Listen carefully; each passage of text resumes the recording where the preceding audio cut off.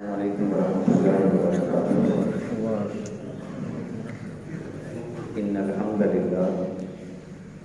ان الحمد للہ نحمده ونستعینه ونستغفره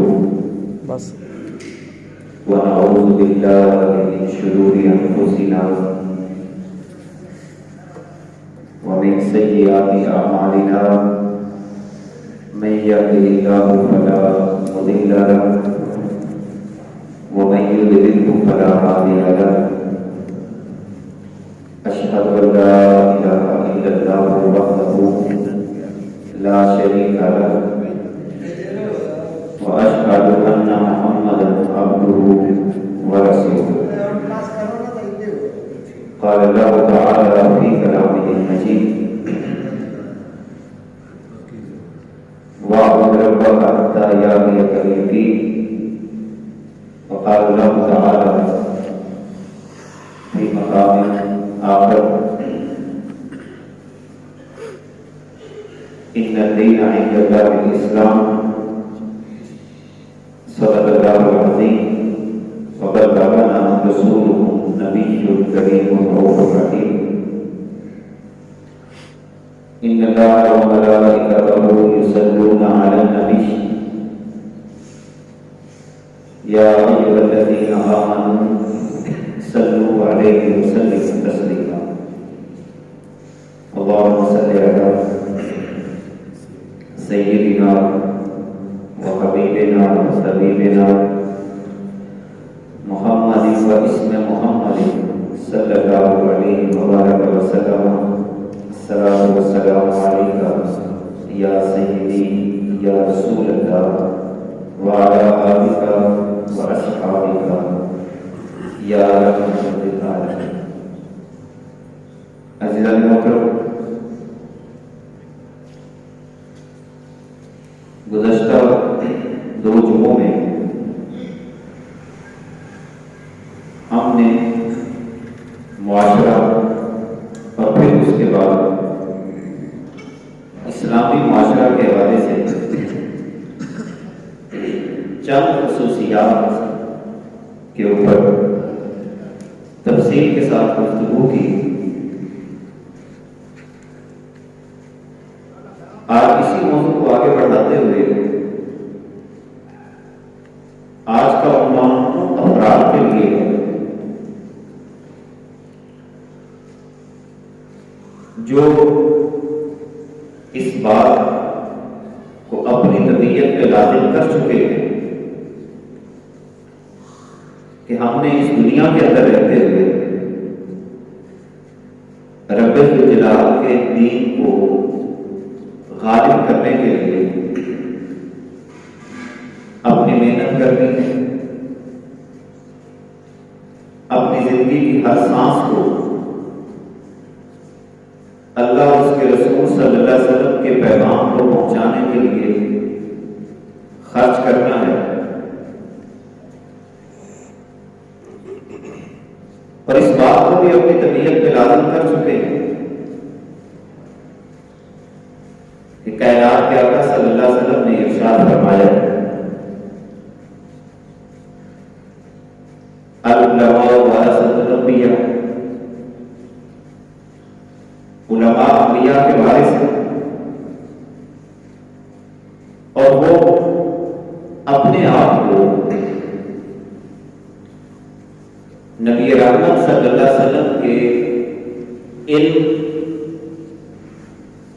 کا وارث سمجھتے ہوئے آگے بڑھنے کی کوشش میں لگ چکا ہے۔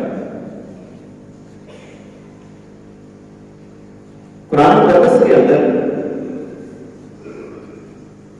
دین کے ساتھ تعلق کے حوالے سے جو رب الجلال نے کئی مقامات پر ایک لفظ استعمال کیا ہے مخلصین لہ الدین،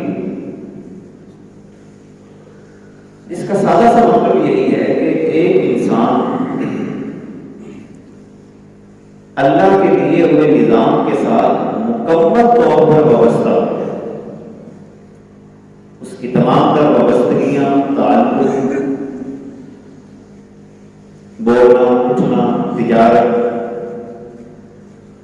تمام تر اس کی محنت وہ ساری کی ساری صرف اور صرف اس چیز کے ساتھ خاص ہو جائے کہ میں نے اللہ کے نظام کو نافذ کرنے کے لیے اپنی سانس کا ہر لمحہ وہ پیش کرتے چلے جائیں۔ اب اس حوالے سے چند ضابطے ہیں کہ اگر میں اپنی طبیعت پر ان باتوں کو لازم کر چکا ہوں تو میں نے آگے بھی کیسے بڑھنا ہے۔ یقیناً انسان کوئی بھی کام کرنے سے پہلے اپنی ایک خاص سوچ بناتا ہے۔ آپ نے مقام بھی بنانا ہو تو آپ کے ذہن میں یہ بات لازمی طور پر ہوتی ہے کہ میرا اس میں سرمایہ کتنا خرچ ہوگا۔ آپ اپنی زندگی کے اندر کوئی فیصلہ کرتے ہیں تو سارے نفع اور نقصان کو دیکھ کے کرتے ہیں اور پوری کیفیت کے ساتھ آپ اپنا ایک منصوبہ تیار کرتے ہیں۔ اگر شروع میں کچھ باتیں طے نہ ہوں تو دوران سفر انسان کو پریشانی دائق ہو سکتی ہے۔ شروع سے ایک انسان نے طے کر لیا، فرض کریں میں نے مکان بنانا ہے تو میں نے مکان کو بنانے کے لیے اپنی 2-4 بھینسیں بھی بیچ دی۔ اگر مجھے اپنی زمین کا کچھ حصہ بھی فرض کرے بیچنا پڑے تو میں بیچ دوں گا، کیونکہ اس نے اپنا یہ مقصد طے کر لیا کہ میں نے مکان بنانا ہے۔ بالکل اسی طرح اگر یہ بات میں اپنی طبیعت پہ لازم کر چکا ہوں کہ میں نے دین کے نظام کو نافذ کرنے کے لیے اپنی تمام تر خدمات پیش کرنا ہے تو اس کے بھی نفع اور نقصان کو پھر اپنی زندگی کے ساتھ ساتھ چلانا پڑتا ہے، ایک ذہن بنانا پڑتا ہے۔ بہت ساری باتیں ہیں معاشرے کی تعبیر کے حوالے سے انتہائی اہمیت کی ہاتھ حامل ہے۔ بہت سے درد مند لوگ اس درد کو سمجھتے ہیں کہ بہتری آئے، امن آئے، محبت آئے، اللہ کے نظام کو سمجھا جائے، دین کا فروغ ہو ہر شعبے کے اندر۔ چاہت تو بہت سارے لوگوں کی ہوتی ہے، مگر اس چاہت کو پورا کرنے کے لیے اللہ کا جو بنایا ہوا ایک قانون ہے، کسی بھی چاہت کو پورا کرنے کے لیے یہ ضروری ہوتا ہے کہ سب سے پہلے اپنی ذات کو اس حوالے سے پیش کرنا پڑتا ہے۔ یوں سمجھ لیں، اس کے لیے بڑا پیارا جملہ استعمال کیا گیا کہ جو بندہ اتنا عظیم مقصد اپنے ذہن کے اندر رکھتا ہے تو سب سے پہلے وہ اپنی ذات کے بارے میں یہ طے کر لے کہ میں معاشرے کا دماغ بننا چاہتا ہوں، معاشرے کا دماغ۔ آپ اس بات کو جانتے ہیں کہ پورا جسم انسانی دماغ کے گرد گھومتا ہے۔ دماغ میں جو سوچ پیدا ہوگی وہ آپ کے جسم کی حرکات و سکنات کے اندر وہ واضح طور پہ نظر آئے گی۔ اگر دماغ کے اندر اچھا میٹیریل ہے، اچھی سوچ ہے، اچھی فکر ہے تو انسان کے جتنے بھی اعمال ہیں، حرکات ہیں، گفتگو ہے، یقیناً وہ بھی اچھی ہوگی۔ اور اگر خدا نخواستہ دماغ کے اندر ہی شیطنت ہے، نفس پرستی کا کوئی پہلو ہے تو یقیناً اس کے اثرات انسان کی گفتگو، انسان کی حرکت، چال چلن، تعلقات کے اندر واضح طور پہ نظر آتے ہیں۔ اب یہ ایک مثال تو ہے کہ انسانی دماغ کی۔ اب اگر ایک شخص یہ چاہتا ہے کہ میں پورے معاشرے کی تعمیر و ترقی کے اندر اپنی سروسز پیش کروں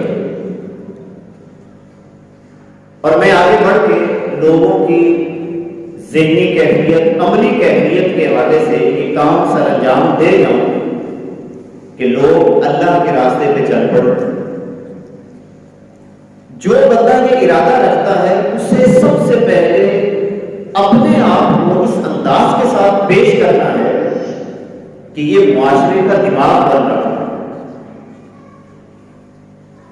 ایک معلم معاشرے کا دماغ ہوتا ہے، ایک مدرس معاشرے کا دماغ ہوتا ہے. وہ بندہ کہ جس سے لوگ صلاح لیتے ہیں، مشورہ لیتے ہیں، لوگ اس کے گرد بیٹھتے ہیں اور اس کی باتوں کو سنتے ہیں، ایسا بندہ معاشرے کا دماغ ہوتا ہے. اب اس پہلو کو اگر جتنا وسیع کیا جائے آپ سمجھ سکتے ہیں کہ جس کے گرد میں بیٹھتا ہوں، جس کی باتوں کو میں سنتا ہوں اور جس کو میں معاشرے کا دماغ سمجھ چکا ہوں، وہ دماغ خود کیسا ہے. اگر وہ اچھا ہوگا آپ کو مشورہ اچھا ملے گا، اگر وہ انسان اچھا ہوگا آپ کو ہدایت کا سامان ملے گا. اور اگر خدا نہ خواستہ اس دماغ کے اندر ہی خرابی ہوئی تو معاشرے کے اندر اس کے اثرات پہ مرتب ہونا شروع ہو جاتے ہیں.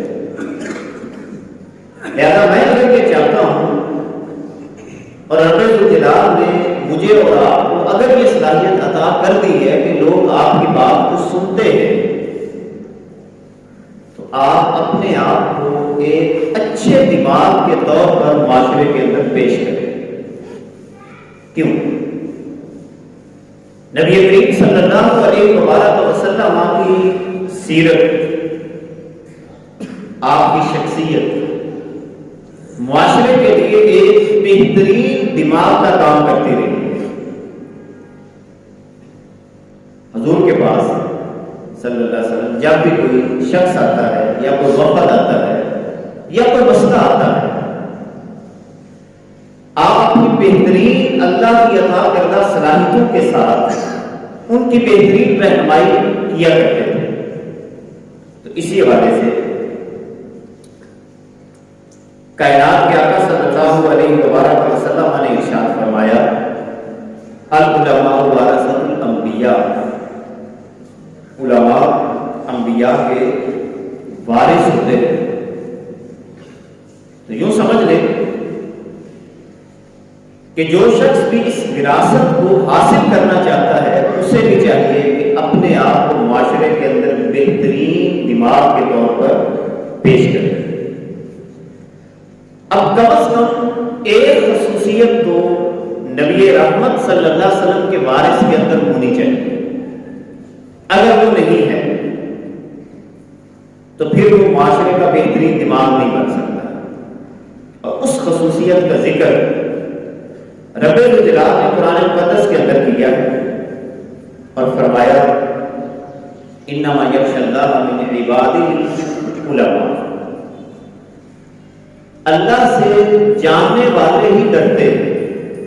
اس کا مطلب یہ ہوا کہ اگر ایک عالم کے اندر، ایک جاننے والے کے اندر اللہ کی خشیت ہے، اللہ کا خوف ہے، اللہ کا ڈر ہے، اس کی طبیعت پر یہ بات لازم ہو چکی ہے، یقیناً یہ معاشرے کا ایک بہترین دماغ بن کر قوم کی خدمت کر سکتا ہے. خشیت نہیں ہوگی، خدا کا خوف نہیں ہوگا، ڈر نہیں ہوگا تو وہ معاشرے کی بہترین رہنمائی نہیں کر سکتا. اور پھر رب الجلال نے اس بات کا وعدہ بھی کیا. بعض لوگ پریشان ہو جاتے ہیں، ہمت ہار جاتے ہیں، معاشرے کی تلخیوں کو دیکھتے ہوئے قلم پیچھے ہٹا لیتے ہیں. اصل میں یہ اللہ کی طرف سے امتحانات ہوتے ہیں انسان کے لیے. جبکہ اللہ رب العزت قرآن مقدس کے اندر اس بات کا وعدہ فرماتا ہے کہ رب الجلال بلندی عطا فرماتا ہے ان لوگوں کو جو تم میں سے ایمان لائے، اور پھر ان لوگوں کو جن کو علم دیا گیا رب الجلال ان کو درجات عطا فرماتا ہے، مدارج عطا فرماتا ہے، بلندی عطا فرماتا ہے. تاریخ کا مطالعہ کرنے سے ہمیں یہ پتہ چلتا ہے کہ ہمیشہ رب الجلال نے انہی لوگوں کو فوقیت عطا کی جو مکمل جہد مسلسل کے ساتھ، مکمل محنت کے ساتھ معاشرے کے اندر علم کا نور لوگوں تک پھیلاتے رہے، تاریخ دلوں کو روشن کرتے رہے، یہ دیا جلاتے رہے۔ اور یہ بات بھی ذہن میں رکھیں کہ یہ کام عارضی نہیں ہوتا، مسلسل ہوتا ہے۔ نبی کریم صلی اللہ علیہ وسلم کی ذمہ داریاں جو رب الجلال نے قرآن مقدس کے اندر ہمیں عطا فرمائی ہیں، ان تمام ذمہ داریوں میں مضارع کا صیغہ استعمال کیا ہے۔ عربی زبان کے اندر جو مضارع کا صیغہ ہوتا ہے اس کے اندر دو کیفیتیں ہوتی ہیں، حال بھی اور مستقبل بھی۔ یتلو علیہم آیاتہ، وہ نبی ایسا ہے کہ جو اپنی امت پر اللہ کی آیات کو تلاوت کرتا بھی ہے اور کرتا رہے گا۔ پھر اسی طرح اللہ رب العزت فرماتا ہے وَيُعَلِّمُهُمُ الْكِتَابَ وَالْحِکْمَةَ، یہاں پر بھی مضارع کا صیغہ ہے۔ وہ نبی کتاب اللہ کی تعلیم دیتا بھی ہے اور دیتا بھی رہے گا۔ اس کا مطلب یہ ہے کہ یہ تعلیم کا سلسلہ یہ جز وقتی نہیں ہے، یہ مسلسل عمل ہے، اور جو بندہ اس مسلسل عمل کے اندر اپنے آپ کو ہمیشہ جوڑ کے رکھتا ہے، یقین جانے اتنی بشارتیں کائنات کے آقا صلی اللہ علیہ وسلم نے ہمیں عطا فرمائی ہیں۔ ایک تو بشارت اللہ کے نبی صلی اللہ علیہ وسلم نے یہ عطا فرمائی، من سالک طریقا یلتمس فیہ علما سہل اللہ لہ طریقا الی الجنہ۔ کائنات کے آقا فرماتے ہیں کہ وہ بندہ جس نے اپنے پہ لازم کر لیا من سالک طریقا یلتمس فیہ علما، وہ ایسے راستے پہ نکل پڑا کہ جس کے اندر اس کا مقصد تلاش علم ہے، روزانہ سفر کرے، سیکھے۔ حضور علیہ السلام فرماتے ہیں کہ جو بندہ یہ بات اپنی طبیعت پہ لازم کر لیتا ہے، اللہ کا وعدہ ہے سہل اللہ لہ طریقا الی الجنہ، اللہ اس کے لیے جنت کا راستہ آسان کر دیتا ہے۔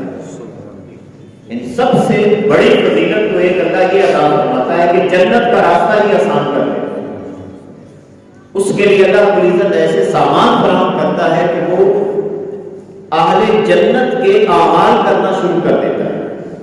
اور اسی طرح ایک بات تو یہ ابتدائی طور پر آپ ذہن میں رکھیں، اچھا انسان بننے کے لیے معاشرے کا اچھا دماغ بننے کی کوشش کریں۔ بس یہ تصور ذہن میں رکھنا ہے، ہم میں سے ہر بندہ اچھا دماغ بنے۔ ہم اگر اپنے بچوں سے بھی بات کریں تو اچھی بات کریں، اچھی گفتگو کریں۔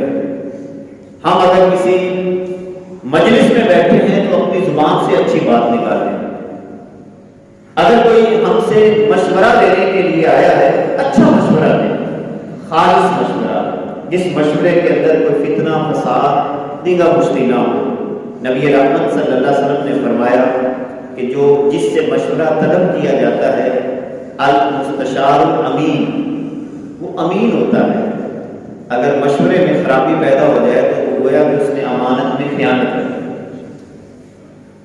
ایک بات یہ ہے کہ ہر فرد جو چاہتا ہے کہ امن قائم ہو، محبت بڑھے، سکون کی زندگی ہو، وہ خود اپنے آپ کو معاشرے کا اچھا دماغ بنا کر خدمات کو پیش کرتا چلے۔ دوسری بات جو انتہائی اہمیت کی حامل ہے، اور اس میں بہت سارے لوگ مار کھا جاتے ہیں، کہ اپنی محنت کا دائرہ کار اس کو متعین کریں۔ اگر کوئی شخص اپنی محنت کا دائرہ کار متعین نہیں کرتا کہ میں نے کہاں تک محنت کرنی ہے، کس علاقے میں محنت کرنی ہے، ممکن ہے کہ ایک شخص کی محنت کا دائرہ کار اس کا گھر ہو، وہ کہتا ہے کہ میں اپنا سب سے پہلے اپنی محنت ساری کی ساری محنت اپنے گھر پہ کروں گا۔ ممکن ہے کہ ایک شخص سب سے پہلے اپنی محنت کے دائرہ کار کو اپنے خاندان تک لے کے چلا جائے، یہ بھی ممکن ہے۔ یہ بھی ممکن ہے کہ ایک شخص یہ چاہتا ہے کہ میں اپنی محنت کا دائرہ کار اپنے علاقے کے ایک خاص حصے پر منتقل کروں، یعنی جو رب الجلال نے مجھے عطا کیا ہے میں ایک خاص علاقے تک اپنی محنت جو ہے اس کو برقرار رکھتے ہوئے آگے بڑھتا چلا جاؤں۔ افراد کا متعین کرنا بھی ضروری ہے۔ آپ افراد متعین کریں، ایک ذہن کے اندر سوچ بنائیں کہ میں فلاں حصے میں فلاں لوگوں کو دین کا پیغام پہنچانا ہے۔ یہی وجہ ہے نبی رحمت صلی اللہ علیہ وبارک وسلم نے آپ نے کیا کیا؟ سب سے پہلے تو مکہ کی بستی کو اپنی محنت کا مرکز بنایا۔ 10 سال سے زیادہ عرصہ آپ وہاں پہ محنت کرتے رہے، اللہ کا پیغام پہنچاتے رہے۔ جب رب الجلال کا حکم آیا کہ اب یہاں سے آپ نے ہجرت کرنی ہے، تو نبی کریم صلی اللہ علیہ وبارک وسلم نے مدینہ منورہ کا رخ کی اور پوری زندگی مدینہ منورہ کے اوپر محنت ساری کی ساری صرف کر دی۔ حالانکہ اللہ رب العزت قرآن مقدس کے اندر ارشاد فرماتا ہے وَمَا أَرْسَلْنَاكَ إِلَّا رَحْمَةً لِّلْعَالَمِينَ، ہم نے آپ کو تمام جہانوں کے لیے رحمت بنا کے بھیجا ہے۔ پھر اسی طرح کائنات کے آقا صلی اللہ علیہ وآلہ وسلم خود ارشاد فرماتے ہیں ارسلت الی الخلق کافۃ، مجھے تمام مخلوق کی طرف رسول بنا کے بھیجا گیا ہے۔ مگر حضور علیہ السلام پوری کائنات کے نبی ہونے کے باوجود آپ نے کیا کیا؟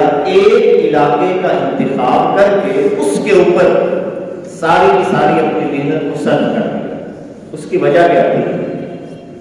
اس کی وجہ یہ تھی کہ کائنات کے آقا صلی اللہ علیہ وسلم نے خطبہ حجۃ الوداع کے موقع پہ ایک اشارہ کر دیا تھا کہ میں نے تمہارے لیے ایک بہترین آئیڈیل ریاست بنا دی اور تمام تر طریقے تمہیں عطا کر دیے ہیں کہ ایک آئیڈیل ریاست، ایک آئیڈیل خطہ، ایک بہترین خطہ کیسے بنایا جا سکتا ہے اور اس کے لیے کتنی محنت درکار ہوتی ہے۔ ہم میں سے بہت سارے لوگوں کا یہ خیال ہوتا ہے کہ شاید ہمارا خطہ ایک لمحے میں تبدیل ہو جائے، میں ایک جملہ اپنی زبان سے نکالوں بس ایسے ہی لوگ خوش ہوتے چلے جائیں، ایک مہینہ لگے، ہم یہ سمجھتے ہیں کہ مہینے کے اندر سارا ٹھیک ہو جائے۔ ایسا نہیں ہو سکتا، اس کے لیے جہد مسلسل کی ضرورت ہوتی ہے، مسلسل محنت کی ضرورت ہوتی ہے۔ حضور علیہ السلام نے 23 سال کا عرصہ لگایا، 23 سال کا عرصہ، اور پوری محنت کے ساتھ ایک ریاست کو تیار کیا۔ کائنات کے آقا صلی اللہ علیہ وسلم نے اس ریاست کو تیار کرنے کے سارے مراحل ہمیں عطا فرمائے۔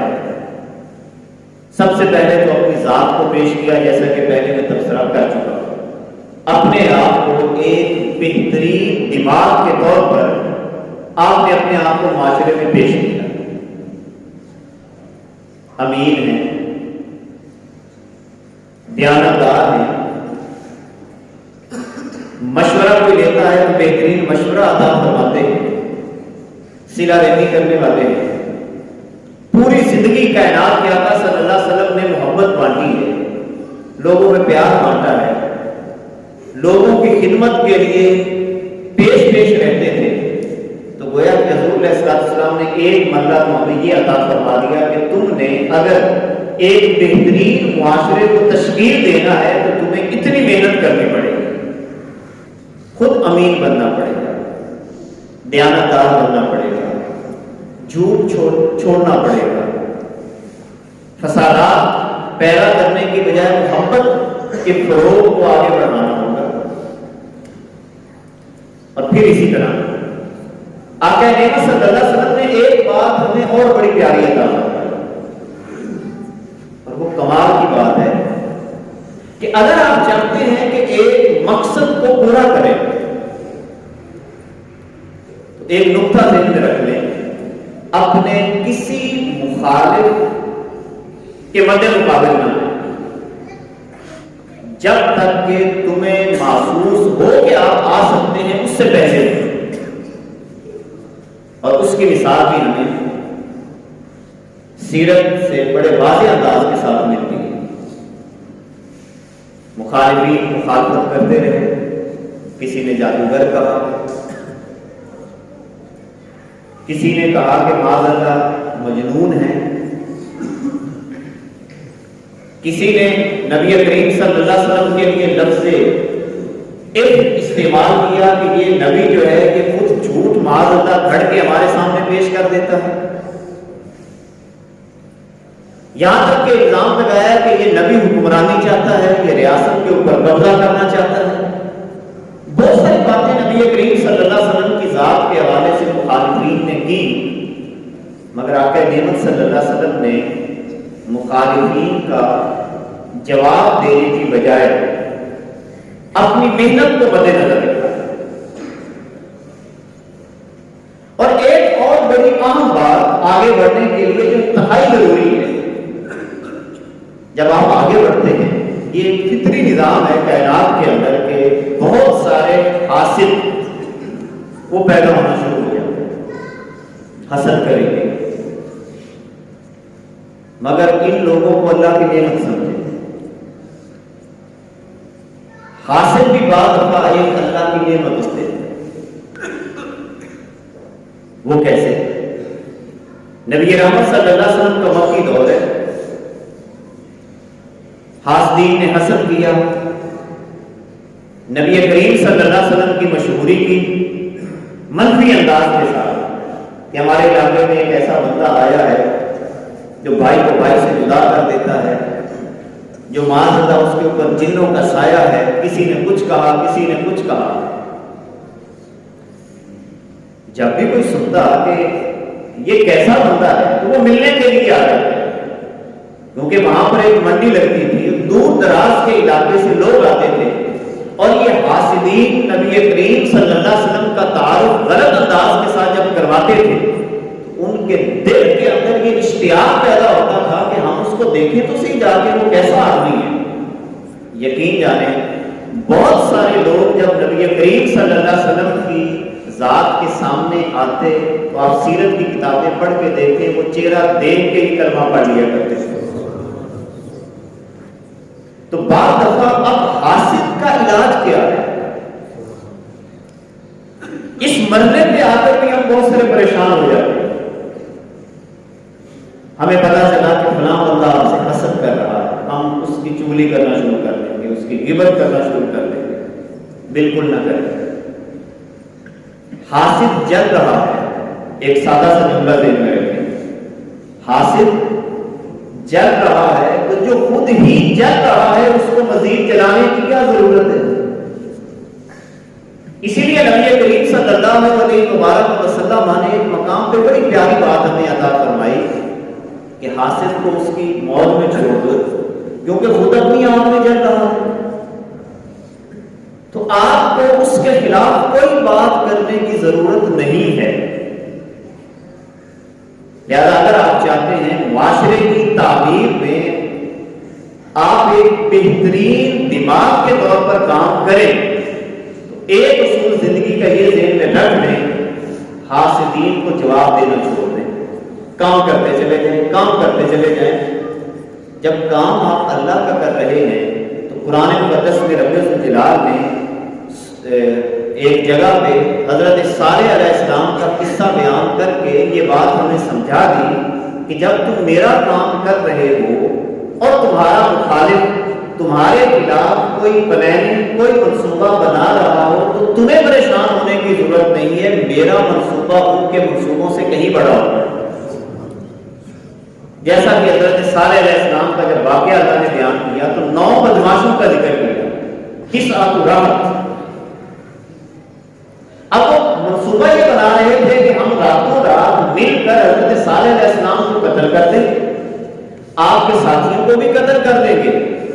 صبح قسمیں اٹھا جائیں گے کہ ہم نے تو قتل نہیں کیا.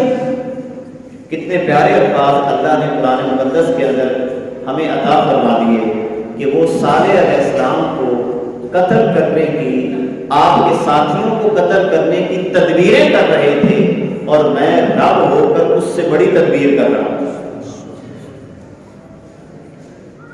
تو دوسری جو چیز آپ نے ذہن میں رکھنی آگے بڑھنے کے لیے، یعنی پہلی چیز تو کیا ہوگی؟ اپنے آپ کو بہترین دماغ کے طور پر معاشرے کے اندر پیش کریں. اچھا دماغ بن کر، یعنی آپ یوں تصور کریں کہ آپ دماغ ہیں معاشرے کا. آپ اچھے ہوں گے تو آگے سوچ اچھی بڑھے گی، محبت پھیلے گی. پہلا اصول یہ، جب آپ اچھا دماغ بنیں گے تو آپ کو خراب کرنے کے لیے بہت سارے لوگ آگے بڑھیں گے. اب آپ نے ان کی پرواہ نہیں کرنی، بلکہ ایک ہی تعلق، رابطہ مضبوط کرتے چلے جائیں. سب سے پہلا رابطہ تو اللہ کی ذات کے ساتھ ہے. کسی کو کچھ بتانے کی ضرورت نہیں ہوتی، اللہ کو بتایا. ہمارا تعلق اللہ سے بہت کمزور ہے، بہت کمزور ہے. جیسے بچہ ماں سے کوئی چیز لے کے جائے اور کوئی بچہ دوسرا چھین لے تو فوراً بھاگ کے اپنی ماں کی طرف آتا ہے کہ ماما اس نے مجھ سے ٹافی چھین لی. یعنی اتنی سی بات بھی بچہ کیا کرتا ہے؟ اپنی ماں کو بتاتا ہے. خدا کے لیے اپنی زندگی کی چھوٹی چھوٹی باتیں اپنے اللہ سے کیا کریں. وہ نہیں تھکتا، وہ نہیں تھکتا. اس کو بتایا کریں، اس کو اپنی زندگی کے چھوٹے چھوٹے غم، چھوٹی چھوٹی خوشیاں وہ شیئر کیا کریں کہ اے اللہ آج میرے ساتھ یہ ہوا، اس نے یہ بات کی، اس نے یہ مجھ سے کہا، اس نے مجھے یہ جملہ بولا، میں نے اسے یہ جملہ بولا. کہ ایک لمحہ بیٹھ کر آپ گاڑی میں سفر کر رہے ہو، موٹر سائیکل پہ جا رہے ہو، رات کو بستر پہ لیٹے ہو، اپنی ساری دن کی کارروائی جو آپ نے کی یا سنی وہ ساری اللہ کو بتایا کریں. تو پہلا کام تو یہ کثرت کے ساتھ کریں کہ اپنا رابطہ اللہ کے ساتھ مضبوط کریں. نمبر 2، حضور علیہ السلام کی ذات پر کثرت سے درود شریف پڑھیں. یہ 2 رابطے آپ کو کبھی گرنے نہیں، کبھی بھی نہیں گرنے. کثرت سے جب بھی کوئی ایسا مسئلہ پیدا ہو تو حضور علیہ السلام کی ذات پہ درود شریف پڑھنا شروع کر دیں. حضور کی طرف توجہ کر لیا کریں. تو یہ 2 پہلو ہو گئے. آخری بات آج کی ہماری نشست کی، اور وہ یہ ہے کہ جب آپ یہ چاہتے ہیں کہ ایک معاشرہ تعمیر کرنا ہے،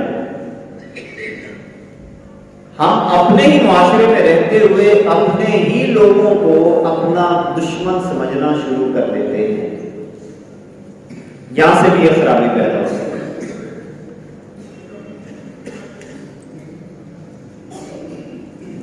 علماء نے، صوفیاء نے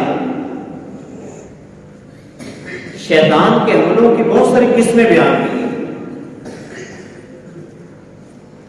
ان میں سے ایک قسم یہ ہے کہ شیطان آپ کو راہ راست سے ہٹانے کے لیے کہ یہ بندہ تو استقامت کے ساتھ آگے بڑھ رہا ہے، آپ کے اپنوں کو ہی آپ کے خلاف کر دے.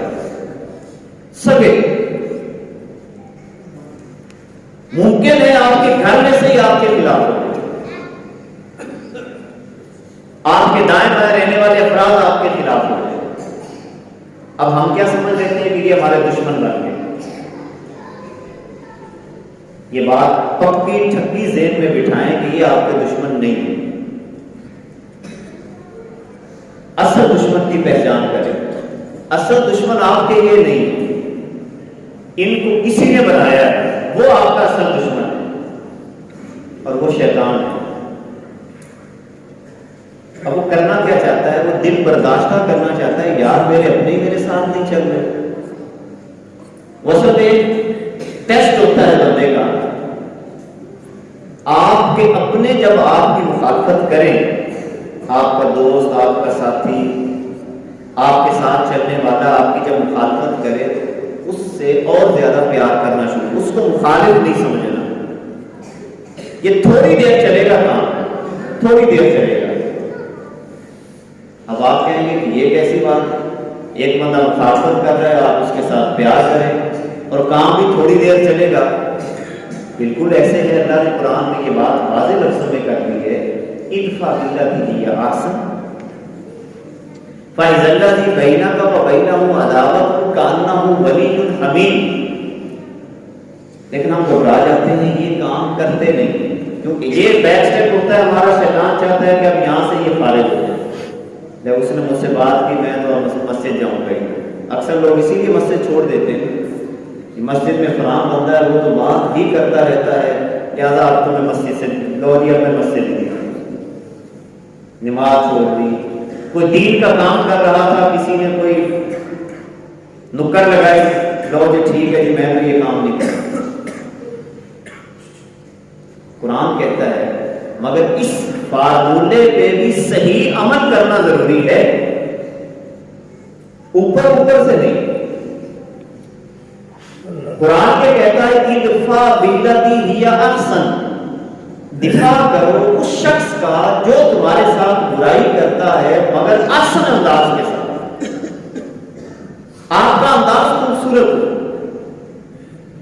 تو نتیجہ کیا ہوگا؟